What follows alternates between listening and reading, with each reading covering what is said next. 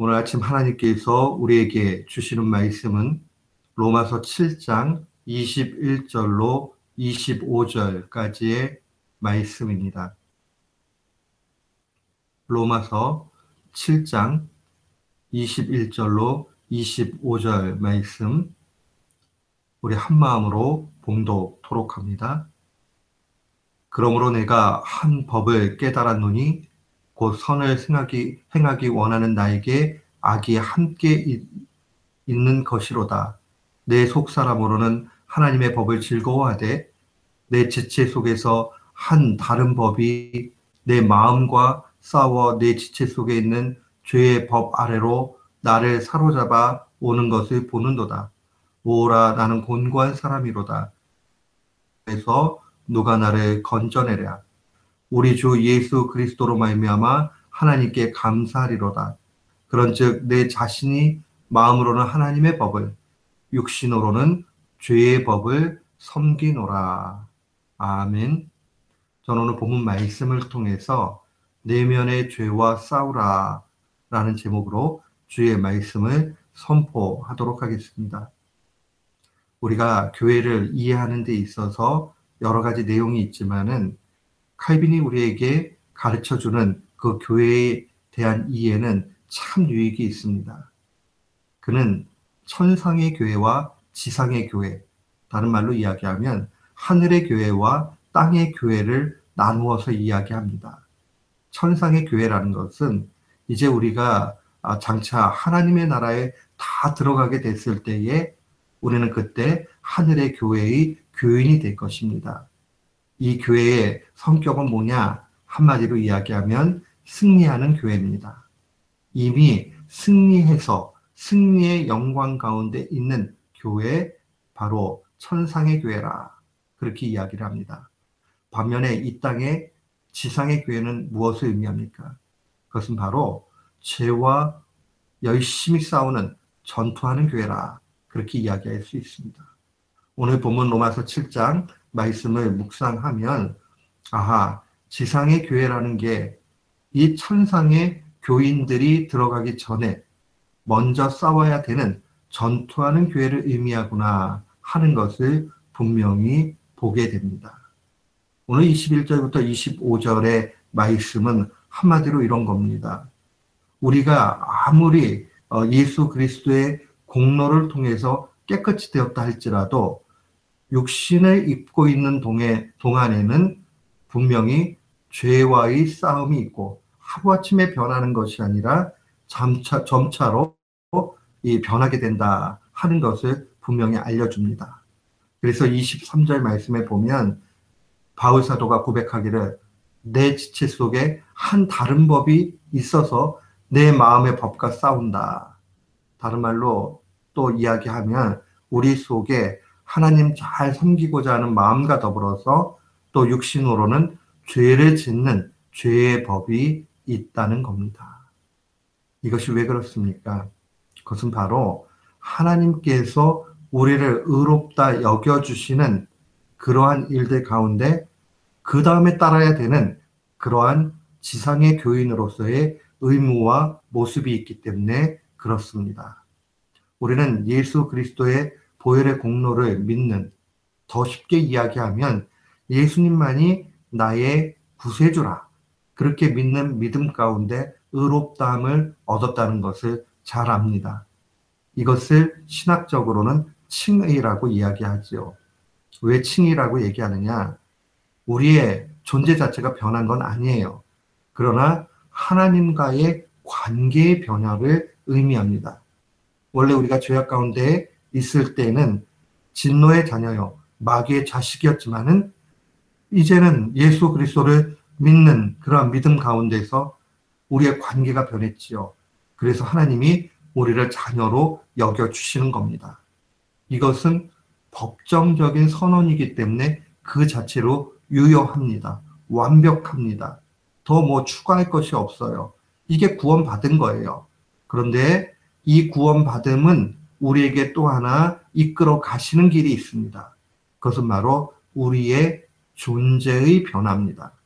그 존재의 변화를 신학적으로는 성화라고 이야기합니다. 성화라는 말은 거룩하게 되어진다. 그런 의미예요. 존재의 변화가 뒤따르게 된다는 겁니다. 우리가 지상의 교회, 이 땅의 교회에서 교인되어져 나아가는 그 삶의 가치가 무엇이냐? 그것은 바로 성화를 통해서 점점 거룩함으로 나아가는 겁니다. 우리가 이 사실을 놓치지 말아야 돼요. 칭의라는 것은 구원에 있어서 완벽하고 중심입니다. 우리의 공로 없이, 우리의 노력 없이 그저 은혜로 되어진 겁니다. 그런데 그렇게 의롭다함을 얻게 되면 그 다음에 우리가 해야 되는 것이 있습니다. 엄밀하게 얘기하면 이것은 우리의 힘으로 된다는 뜻은 아닙니다. 그러나 우리가 감당해야 되는 것이 있습니다. 그것은 바로 죄와 쌓아 나아가는 그 전투하는 교회의 일원으로 우리의 죄악을 없애는 그 일들에 하나님 앞에 더욱 우리의 삶을 바쳐 나가야 됩니다. 그러니까 우리의 노력으로 우리의 죄악이 없어지는 것 아니지만은 그러나 우리는 그 싸움 가운데 분명히 나가야 됩니다. 여기에서 신앙적 갈등이 나타납니다. 왜 그렇죠?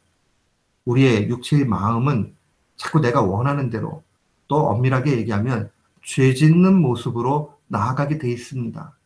그러나 하나님의 법은 우리에게 그렇게 살지 말라고 자꾸 말씀해 주십니다. 그러다 보면 마음의 갈등이 일어나죠. 신앙은 갈등의 연속입니다. 이때에 어떻게 해야 되느냐? 그것은 바로 예수 그리스도께서 하나님께 순종하심과 같이 우리도 주님 닮아서 하나님께 순종하며 그의 법대로 나아가야 하는 겁니다. 그러다 보면 우리는 존재의 변화가 조금씩 나타납니다. 그러면 이게 누구의 힘으로 되는 거냐?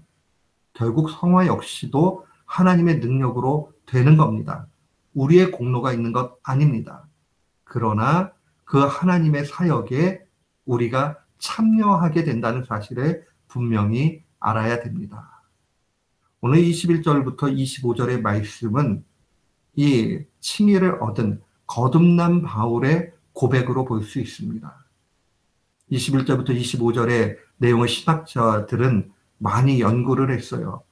이게 칭의를 얻은 바울의 고백이냐 아니냐 뭐 여러 가지 논란이 있지만은 저는 이 본문을 분명하게 칭의를 얻은 바울의 고백이라고 얘기합니다. 왜 그렇습니까?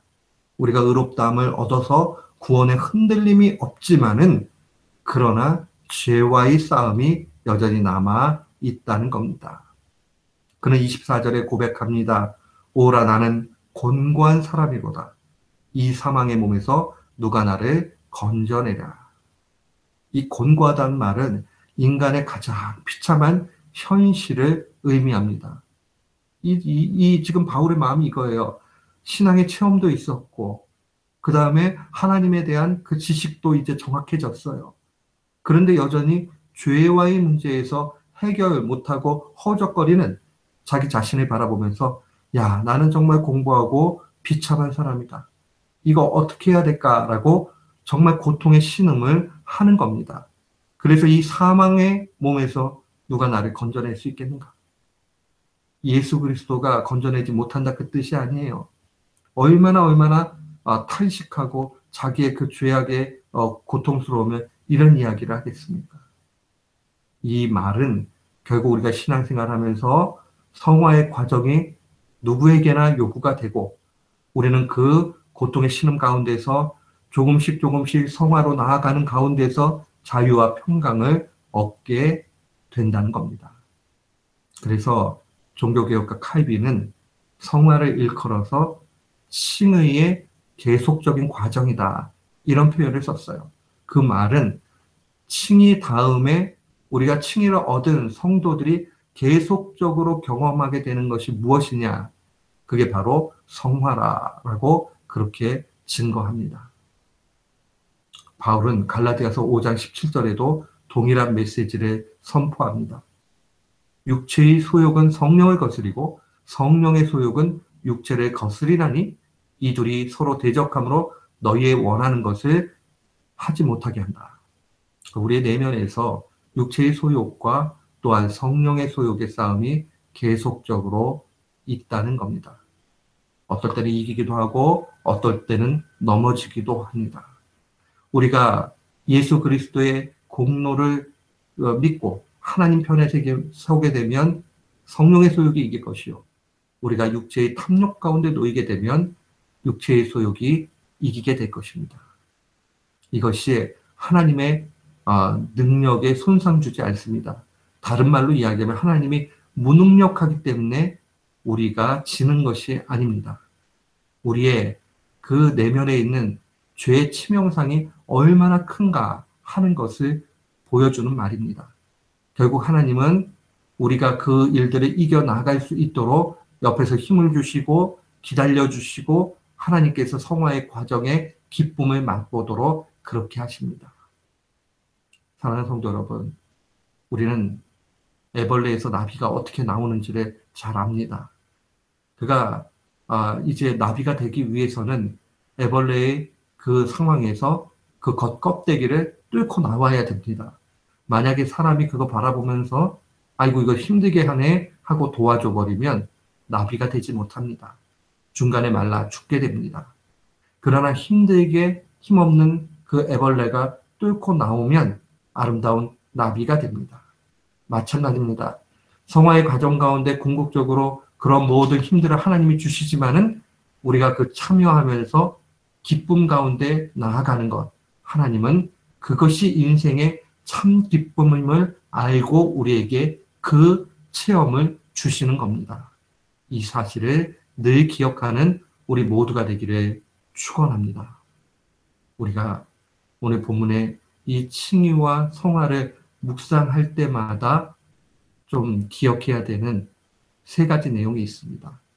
첫 번째는 교회 보면 죄 많은 사람들, 또 신자지만은 연약한 사람들, 교회인데 깨끗하지 못하고 더럽고 추한 부분들 바라볼 때에 비판만 하지 말고 아하, 성화의 시간이 필요하구나. 성화의 훈련이 필요하구나. 그런 마음을 가져야 됩니다. 우리가 흔히들 사람 보고 낙심하지 말라 그런 이야기 하잖아. 신자들 바라보지 말고 하나님만 바라보라. 그게 바로 이 얘기입니다. 모든 신자는 저를 포함해서 누구든지 죽는 날까지 성화의 시간과 훈련이 필요합니다. 아직 성화가 덜 됐구나. 기도해 줘야 되겠다. 하는 것으로 나아가야 됩니다. 두 번째 기억해야 되는 것은 신자의 이 땅에서의 삶의 가치라는 것은 바로 성화를 경험하는 데 있습니다. 그렇기 때문에 우리가 이 땅 가운데 거룩함으로 나아가도록 하나님 앞에 날마다 기도하고 죄와 싸워 나가야 됩니다. 그것이 신자의 삶의 가치입니다.